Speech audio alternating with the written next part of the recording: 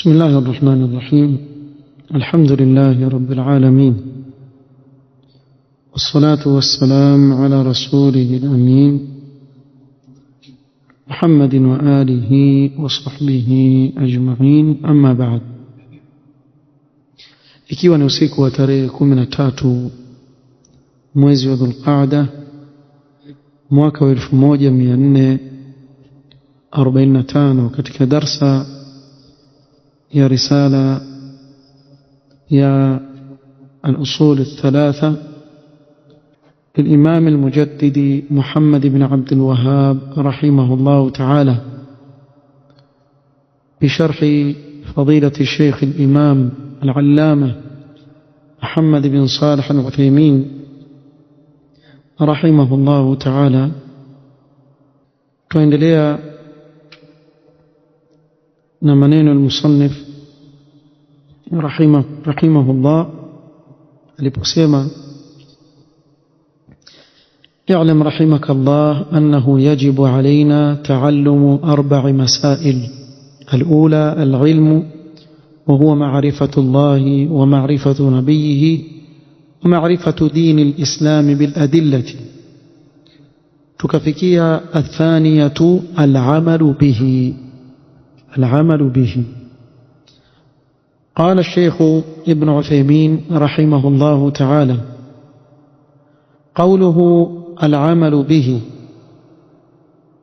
أي العمل بما تقتضيه هذه المعرفة من الإيمان بالله والقيام بطاعته بامتثال أوامره واجتناب نواهيه من العبادات الخاصة والعبادات المتعدية.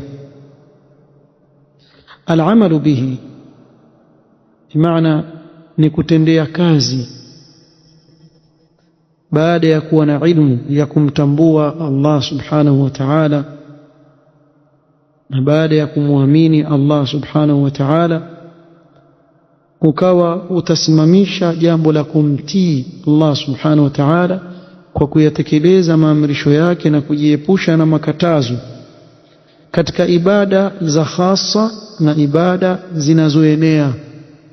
Kisha akasema: falibadatul khassatu mithlu as-salati was-sawmi wal-hajj, ibada ambazo za kuhusu wewe peke yako mfano wake ni ibada ya swala, ya saumu na haji.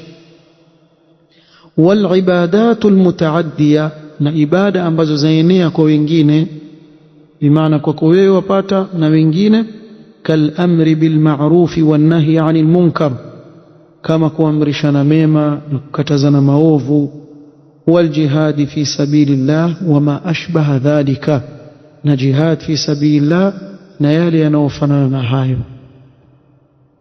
Zile ibada ambazo wazifanya manufaa yake na pia kwa wengine, na ibada hizi ambazo manufaa yake na kwa wengine ni ibada muhimu sana, thawabu zake ni nyingi zaidi hizi ibada ambazo fikia na watu wengine manufaa yake, hasa tukizungumzia katika nawafil al-ibadat, ibada za sunna. Bila shaka zile ambazo faida yake itarejea kwa wengine pia, hii itakuwa thawabu yake ni kubwa zaidi, kwa sababu wanufaika wewe na kuwanufaisha wengine.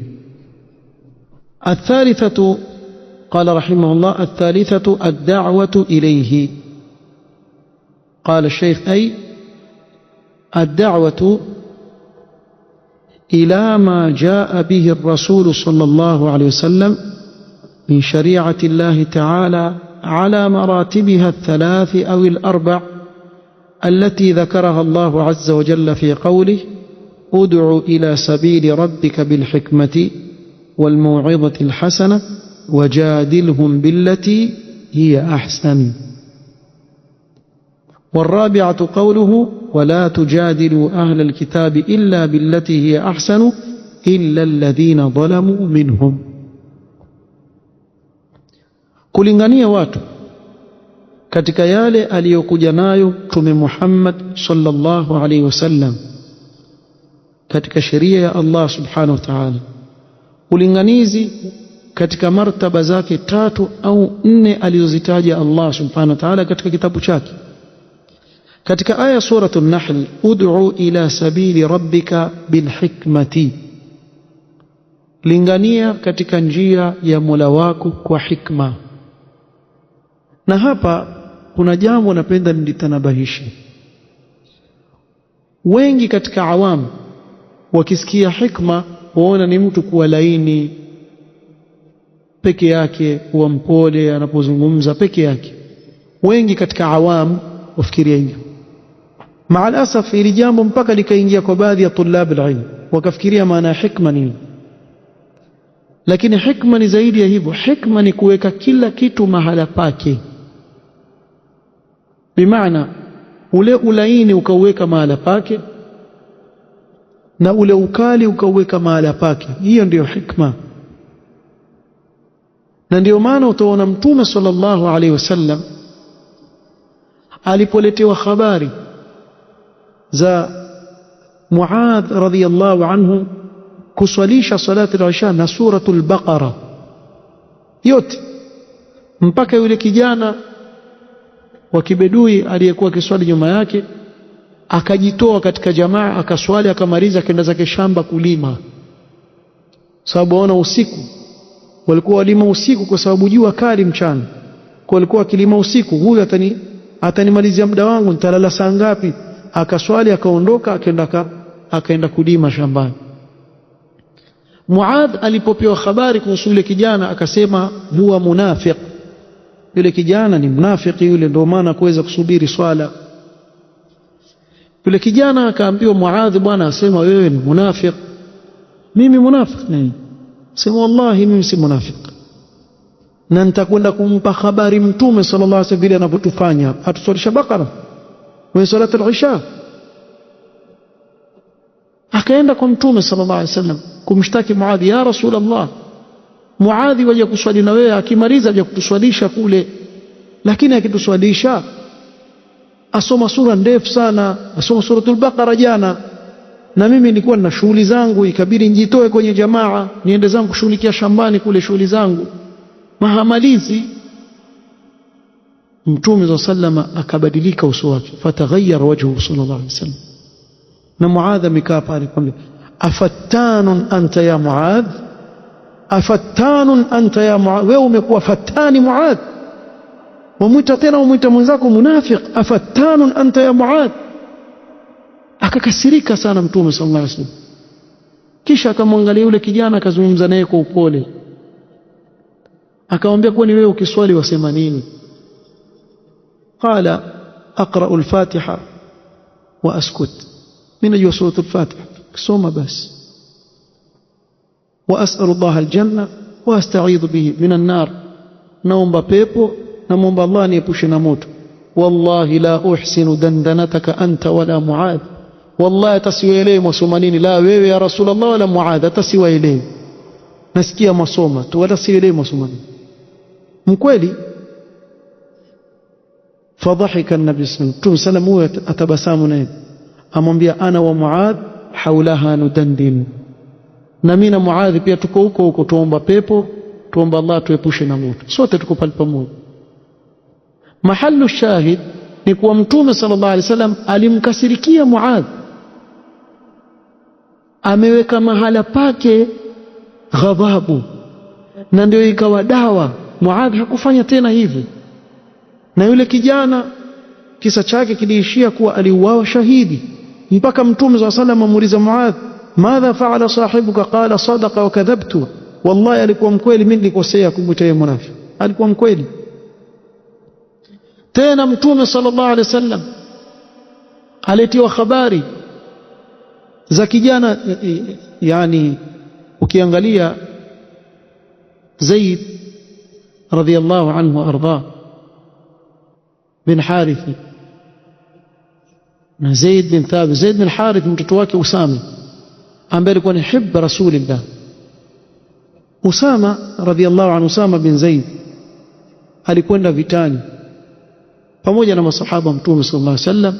Wakifika vitani wakamkuta mmoja katika kufaru, hamuachi Muislamu isipokuwa yuenda mpaka mkate kichwa mmalize. Ikawa Zaidi yomnyemelea yomfuata mpaka akampata kwenye kona, Akimnyanyulia panga, yule bwana akasema la ilaha illa Allah. Akamteremshia, akamuulia mbali. Mwenzake Ansari yuko pale, aliponyanyua, aliposikia la ilaha illa Allah, akarudisha upanga wake chini. Yeye akammaliza, amwambia vipi huyu wasema hivi kwa sababu ameona nini? Ameona upanga ushakuwa juu yake. Wangapi amewaua huko? Kwa hiyo akachukulia kuwa yule ametamka la ilaha illa Allah kwa kuwa yuwataka kuepuka kuuawa, si kwa nia kuwa yuamuua yuwajua ni Muislamu. La, sababu angelijua ni Muislamu asingemuua. Yule kijana wa Kiansari, ili jambo likamtia dhiki, akaja kumuuliza nani? Mtume sallallahu alaihi wasallam, ya Rasulullah, limetokea jambo fulani, sisi tukafanya hivi. Usama akamuua yule bwana. Akamwita Usama, akamwambia ni kweli yaliyotokea? Akamwambia naam ya Rasulullah, yule bwana aliua ndugu zetu, sisi tulivyokuwa tunataka kumpiga yeye akatamka la ilaha illallah, lakini ameitamka kwa sababu ameona upanga. Qala ashaqaqta an sadrihi, je, umempasua kifua chake ukajua yuwasema hivyo kwa sababu ya kuogopa upanga wako? Madha taqulu ya Usama idha jaat la ilaha illa Allah yawm alqiyama, wewe utakwenda kusema nini mbele ya Allah? La ilaha illa Allah ikija siku ya kiyama, wewe utakwenda kujibu nini mbele ya Allah? Umemuua mtu atamka la ilaha illa Allah, utajibu nini? Akawa yuwakariri haya maneno mpaka Usama akasema faqultu fi nafsi laitani lam uslim ba'du, nilitamani siku hiyo kama ingelikuwa bado sijasilimu, ningesilimu baada ya hapo, ingelikuwa bado sijaujua Uislamu. Namna alivyokuwa akikariri Mtume sallallahu alaihi wasallam maneno. Lakini waona huu ukali huu ndio uliomfaa Usama kulipotokea fitna baina ya masahaba. Alipoambiwa mbona uendi na wewe pia ukahudhuria pale, sema nada, mimi nilifanya jambo siwezi kurudia kabisa, siwezi kurudia kabisa. Nitafanya nini la ilaha illa Allah kesho nikija mbele ya Allah subhanahu wa ta'ala? Nitafanya nini mimi? Muona ukali umekuwa dawa. Ulaini wa kihizbi hauwezi kukulea. Ukienda kama hizbi, hikma bana, hikma nini kuwa laini hata mahali ambapo sipaki? Dalili iko wapi bwana? Kuna dalili wao wanayo. Wasema hata Firaun na uovu waliokuwa nao, Allah subhanahu wa ta'ala amwambia Musa na Harun, faqula lahu qawlan layyinan la'allahu yatadhakkaru au yakhsha. Wakasahau kuwa yule Firaun ni mtawala, na mtawala ana mfumo wake wa kumlingania. Huwezi kwenda na mtawala na ukali wako, ukali gani utakutisha mtawala? Atuenda kwa mtawala, rais ama mfalme, kisha wamtolea jeuri zako. Wewe ni nani? Wamtolea jeuri mfalme ama kiongozi? Lakini waulize hawa, si Musa huyu ambaye ametumia ulaini kwa nani? Kwa Firaun. Huku Allah subhanahu wa ta'ala akizungumzia tukio la Banu Israili kuabudu kindama, alivorudi Musa ghadbana asifa, ana hasira, alqa alwaha wa akhadha bi ra'si akhihi yajruhu ilayhi, akamshika Harun kichwa, amburuza kwa ndevu na nywele, amburuza bwana, yajruhu ilayhi. قال ابن إن القوم استضعفوني وكادوا يقتلونني فلا تشمت بي الأعداء. Angalia maadui watafurahi vile wanifanya mimi. Nimejaribu kuwalingania, hawasikii hawa. Banu Israili walikuwa vichwa vibaya. Lakini hapa tuona kuwa Musa ametumia ukali kwa ndugu yake ambaye ni mtume. Lakini huyu Musa alipokuwa kwa Firaun aliambiwa faqula lahu qawlan layyinan. Sasa mbona hakutumia hikma hapa? La, kila kitu amekiweka mahala pake. Umeelewa? Msije mkapata kujua hikma si kuwa uwe mlaini kila wakati. Hikma ni kuwa ukali upeleke mahala pake na ulaini upeleke mahala pake. Na ndio maana sheria ikatuelekeza sisi wazazi katika kuwalea watoto, ikatuambia nini? Muru auladakum bis-salati wa hum abna 7. Hapa wamwamrisha mtoto kuswali akiwa na miaka 7, lakini wasema nini? wadribuhum alaiha. Tizama, sheria kuamrisha fanya nini? Uchape. Si hikma? Si hikma hii. La, ikifika miaka 10 sasa, hikma ni kutumia kichapo. Kwa hiyo umchape yule mtoto ajue umuhimu wa swala. Umeelewa hapa? Na mifano kama iko mingi katika Qur'an na Sunna. Kwa hikma ni kutumia ulaini mahala pake ambao ndio asli, na kutumia ukali mahala pake. Kila kitu kiweko mahala pake. Ukifanya hivyo basi wewe una hikma. Kinyume cha hivyo basi wewe huna hikma. Huna hikma kabisa ukipeleka ulaini mahali pa ukali, ukipeleka ukali mahali pa ulaini. Ud'u ila sabili rabbika bilhikmi. Wale watu ambao hawana matatizo, akisikia ile haki uifuata, basi ule tumia ulaini na hikma ndio hivyo. Wal mau'izati alhasana. Na huyu ni mtu ambaye hujisahau wakati mwingine, lakini akipewa mawaidha hurudi nyuma, mpe mawaidha. Wajadilhum billati hi ahsan. Na kuna wengine mpaka ujadiliane nao, umsimamishie hujja ndio ikubali afuate. Haya martaba ngapi? Martaba matatu. Na ya nne, wala tujadilu ahla alkitabi illa billati ahsanu illa alladhina dhalamu minhum. Kafikia katika hali ya kuwa yabidi ujadiliane naye yule mtu, na ikiwa hataki kuikubali haki, kubainisha ile haki kwa mjadala kama ule mpaka watu wakajua ile haki, hata kama yeye hakuifuata. Wala budda li hadhihi ad-da'wati min ilmin bi shari'ati Allah azza wa jalla hatta takuna ad-da'watu an ilmin wa basira.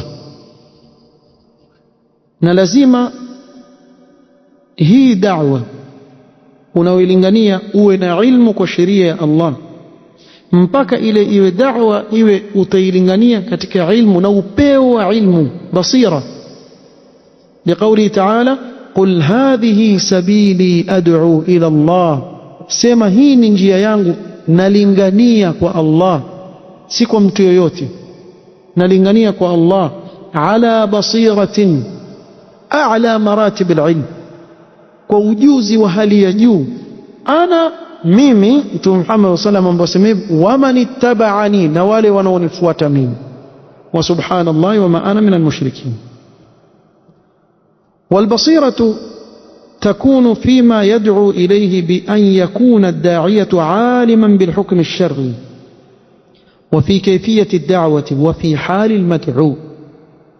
نهو ujuzi huwa katika kile anachokilingania, bimaana awe yule mlinganizi ana ujuzi wa hukumu ya kisheria anayolingania watu kwayo, na namna ya kulingania ajue atawalingania vipi, kwa sababu watu watafautiana katika ulinganiaji. Kuna tulab alilm wana mfumo wao katika kuwalingania na katika kuwasomesha. Kuna awam wana mfumo wao. Ukitumia mfumo ule wa tulab alilm kwa awam hawatakuelewa, hawezi kukuelewa. Lazima utumie lugha sahali nyepesi wa kuelewa. Tulab alilm waweza kupitia kitu hiki kila mtu elewa, hapa tuendelee mbele. Lakini la, katika awam itabidi uende makini na uwabainishie na uwekee wazi kwa uzuri kabisa. Kwa hivyo wa fi hali almad'u, na ujue hali ya yule unayemlingania yuko vipi, ndio utajua utamlingania vipi. Wa majalatu ad-da'wati kathira, viwanja vya da'wa bana ni vingi. Minha ad-da'watu ila Allah ta'ala bil khitaba wa ilqa'i al-muhadarat, bilkhatabati wa ilqa'i almuhadarat. Katika da'wa waweza kulingania katika njia ya Allah subhanahu wa ta'ala kwa kutumia khutba za Ijumaa na kutoa mihadhara. Hii ni njia. Wa minha ad-da'watu ila Allah bilmaqalat, wa minha ad-da'watu ila Allah bihalaqati al-ilmi. Kuna njia nyingine ya kuwalingania watu kwa Allah subhanahu wa ta'ala kwa makala unaoyaandika kisha ukayasambaza, na kadhalika da'wa kupitia halaka za ilmu hizi kama hizi watu wanazokaa kusomeshana. Wa minha ad-da'watu ila Allah bit-ta'lifi wa nashri ad-dini an tariqi at-ta'lif. Na pia kuna njia ya kulingania kwa Allah subhanahu wa ta'ala kwa kuandika vitabu. Kwa hivyo njia ya kueneza dini kwa kupitia maandiko, vitabu, ukaandika vitabu ukavieneza kwa watu.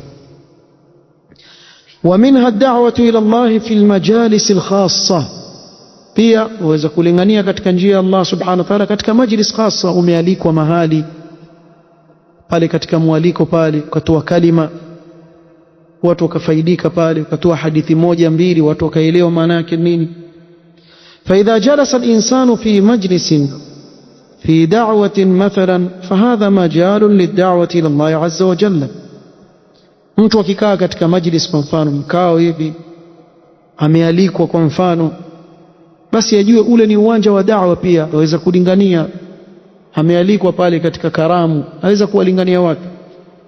walakin yanbaghi an takuna ala wajhin la malala fihi wala ithqal. Lakini jua kitu kimoja, usifanye katika namna ambayo itawatia watu uzito na uchovu. Bimaana umepewa kalima utoe wewe, siku watu wala walima, kuna harusi umpewa kalima, basi jamani, wale ambao kwamba nusu saa, ambao kwamba dakika 45, ambao kwamba jamani, bwana vipi wewe bwana, tunkuja kula tu hapa sisi, watu waanze kuja, kunani bwana, umalizi wewe, wasema tu bwana mpaka watu wachoka.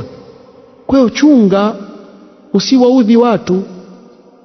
Na hili si katika hizo karamu peke yake, hata kwenye khutba ya Ijumaa kuna baadhi ya watu hunena kweli kweli.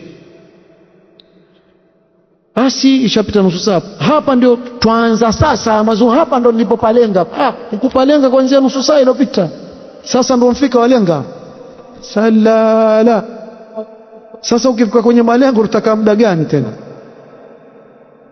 Kuna mzee mmoja, kuna msikiti fulani, alikuwa yule imamu akishafika nusu saa sasa yuongeza, yafanye hivi, apiga saa yake hivi, anyosha juu kisha piga saa yake wewe, na kama leo tu sukari bwana.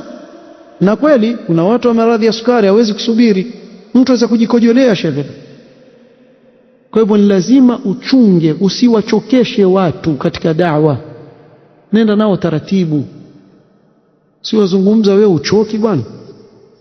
Na kuna watu wengine wapenda kweli kusema, apenda yeye kusema, apenda tu nafasi, utafurahi basi, na madoido na nini na nini. Usichokeshe watu. Haswa nakwambia kitu kimoja, ukialikwa shekhe mahali kuna mlo, chunga sana wakati wazungumza. Akili za watu mwanzo wataka kusikiza usema nini, tena haswa ziwe zapitishwa zile sinia, wasikia harufu tu, wasikia harufu kwa jamaa za doli litapoa, jamaa litapoa. Watu wafikiria kula, wewe unkazana hapo, walingania katika nini, hawakuelewi. Pengine yule mwenye harusi ankusimamisha wewe ili abai time kiasi cha kile chakula kupakuliwa. Basi na wewe chukua, fanya hikma katika hilo. Hikma nkufanya nini? Toa kalima, ushaona zile sinia zaanza kuletwa zile, basi katakata. Si basi ndo naanza hapa sasa. Anza wapi? Watu waanza kula, wewe zungumza paka uchoke, watu watakula wende zao. Chunga sana usiwachokeshe watu. قال ويحصل هذا بأن يعرض الداعية مسألة علمية على الجالسين. na hili litapatikana kwa mfano katika mkao umealikwa, atoe masala ya kiilmu, jamani mwajua hukumu ya kitu fulani kwa mfano.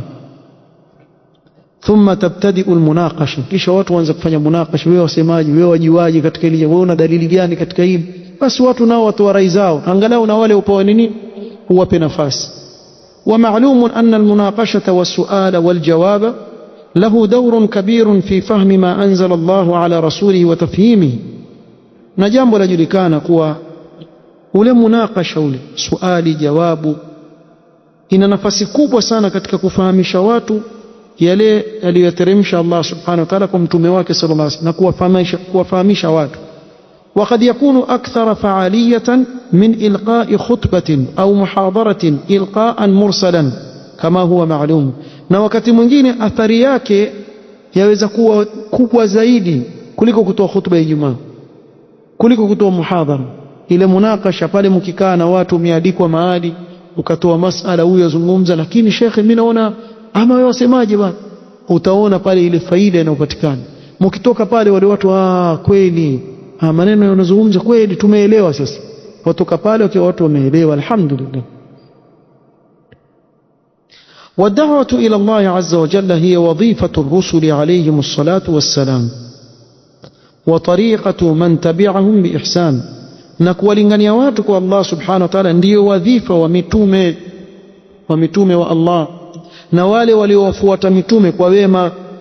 Faidha arafa al-insanu ma'budahu wa nabiyahu wa dinahu wa manna Allahu alayhi bitawfiq lidhalika fa inna alayhi as-sa'ya fi inqadhi ikhwanihi bida'watihim ila Allah azza wa jalla waliyubshir bilkhair.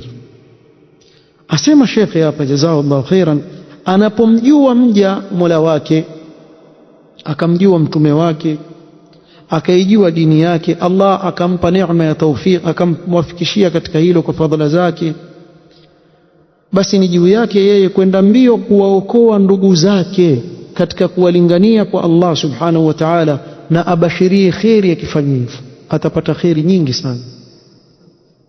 قال النبي صلى الله عليه وسلم لعلي بن أبي طالب رضي الله عنه يوم خيبر، متوم صلى الله عليه وسلم أمر بعلي بن أبي طالب siku ya Khaybar, انفض على رسلك حتى تنزل بساحتهم ثم ادعوهم إلى الإسلام. kama amrisha aende kwa utulivu mpaka afike katika uwanja wao, kisha walingania wale watu katika Uislamu mwanzo kabla ya vita.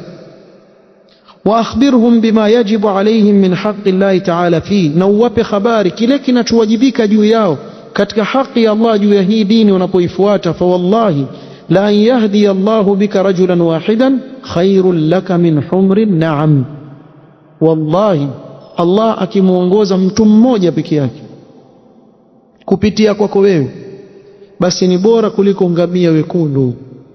wal hadith muttafaqun ala sihhatihi. قال ويقول صلى الله عليه وسلم فيما رواه الإمام مسلم: من دعا إلى هدى كان له من الأجر مثل أجور من تبعه لا ينقص ذلك من أجورهم شيئا. anayelingania katika uongofu, katika usawa,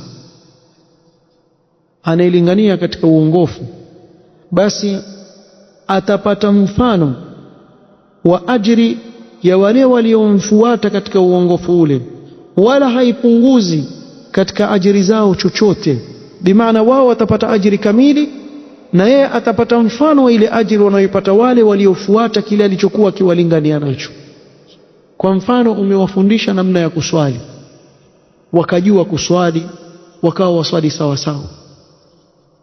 Kila anayeswali swala ile sawa sawa kwa kuwa umemfundisha wewe, basi ujue katika kila swala ile ajiri wanaopata na wewe pia wapata mfano wake, bila ya kuwapunguzia chochote katika ajiri yao, kwa sababu umewafundisha wewe ile swala.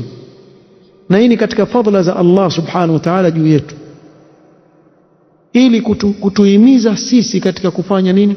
Hii kheri ya kuwafundisha wenzetu. Na kuna siri nitawapeni wanafunzi, wakati mwingine waweza kurudi kwenu kule ulikotoka, ukafika watu wazima wana si yule kijitoto fulani kile bwana kimekwenda sasa hicho kuja hapa kijifanya cha jua kweli, atatufundisha sisi kuswali. Kitoto si juzi ilikuwa kipura mapera hiki, nasema hivyo. Si juzi mwanzo huyu wasikia hivyo akicheza bola makaratasi hapa. Sasa ngwa shekhe pia wako watu wako namna hii. Sasa wewe lazima uwe na hikma sana katika kuwalingania wale watu. Usiwaonyeshe wale watu wazima kuwa nyinyi hamjui. Waweza kusema bwana, mimi nawatangazia baba zangu kwa kesho inshallah naomba mlete watoto wenu, tutawafundisha namna ya kuswali. Sababu watoto wetu wako hapa mtaani wacheza mpira, wengi wao labda hawajasoma swala. Kwa hivyo inshallah baina al-maghrib al-isha tutafundisha practical namna ya kuswali.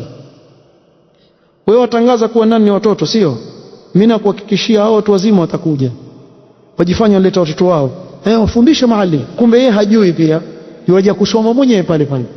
Nakwambia kweli, wakati mwingine atokea hivi, ukamwona ankaa pale pembeni, mashaallah mashaallah, fundishe, kumbe asikiliza, na hapo wasema nini? Kwa sijui. Lakini angalia unitumia njia gani. Haukuenda moja kwa moja kuwa wamfanya yule mtu ajione hajui. Wewe enda kwa wale watoto, lakini kumbe wale watu wazima maskini waona haya kusema hawajui. Sasa na wewe ndio pale watumia nafasi katika kufundisha, wafundisha wale watoto, lakini utaona watu wangapi watafaidika katika jambo kama hili? Wengi tu. Na kila anayefaidika akajua, basi biidhnillahi taala kila akiifanya ile ibada na wewe upate ajira. Waonaje jambo hilo la khairi namna gani?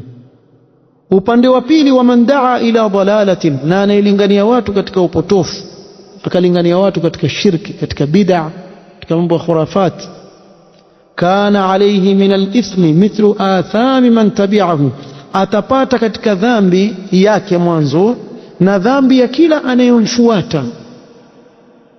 La yanqusu dhalika min athamihim shay'a, haipunguzi chochote katika madhambi yao. Wale wapata madhambi na wewe pia wapewa mfano wake katika madhambi. Sasa walinganizi wa haki wa sunna wakiwakataza watu kutokana na upotofu, wafaa washukuriwe, si walaumiwe, kwa sababu wawapunguzia wale watu wafuasi. Lau kama watu wangelikuwa wajua yule mlinganizi wa upotofu ambaye pengine ashaondoka duniani na alikuwa Muislamu pengine, lakini ameteleza katika hilo, atamani arudi awaambie watu, basi bwana mwanirundikizia midhambi huko, hata si mimi nimeyafanya, muendelea tu huko. Yule angelizungumza, angewaambia mashekhe wa sunna, endeleeni hivyo hivyo bwana. La, manake yaja kweli kweli, kila anayepiga maulidi yaja, kila anayefanya bid'a yaja. Tena safari yaonyesha kuja wengi kweli huko. Kweli wangelikuwa wazungumza wangesema hivyo, manake aona mirundu ya madhambi ya mwangukia. Yeye ndo alianzisha hiyo balaa ameanzisha yeye. Kwa ukianzisha upotofu, ujue ule upotofu ulioufundisha ukiendelea kufanyiwa kazi, wallahi wabeba madhambi wewe, wabeba mpaka watu watakaposimama. Na sasa umewalea na shubuhati, wakawa wameng'ang'ania pale, hawauachi ule upotofu unaofanya. Hatari sana, hatari sana. وقال صلى الله عليه وسلم فيما رواه مسلم أيضا: man dalla ala khairin falahu mithlu ajri fa'ilihi, mwenye kuwaongoza watu katika khairi na yeye atapata mfano wa ajri ya yule anayefanya ile khairi. Na hii yatuhimiza sisi kufanya bidii katika kutafuta ilmu, ili tujitoe katika ujinga nafsi zetu, na kesho tuwaondoe ndugu zetu katika ujinga. Sisi peke yetu, bali tusome, tuelewe na ilmu, ufahamu vizuri, kisha ukalinganie wenzako ili uwaondoe katika lile ambalo wewe ulikuwa ndani yake. Pengine ulikuwa katika upotofu, Allah akakuongoza katika kusoma ilmu, ukaelewa kuwa haya ni makosa, na wewe una jukumu la kuwaambia wenzako kuwa mimi nilikuwa huko lakini siko, kumbe makosa, uwaelekeze katika usawa. Na kuna mambo mengi sana wallahi wewe huwezi kujua, lakini angalia, kuna watu waishi katika Uislamu hawaujui Uislamu isipokuwa kile anachokiona misikitini chafanywa. Kutawadha sio kwetu amesomea, awaona watu watawadha na yeye watawadha. Ukimwambia kwa nini wafanye hivi, yeye hajui. Kuna watu ukiswali na wao, akiwa ubavuni mwako atakushughulisha sana, kwa sababu paka zile adhkar kumbe maskini hazijui, hakusoma. Siku moja mmeswali na bwana mmoja, alikuwa ubavuni mwangu hapa, ikawa kisujudu asema aputo, wallahi alazim. Sasa mnasema huyu asema nini, alafu yaitoa kwa sauti, kumbe maskini hajui kama usema subhan rabbiyal a'la.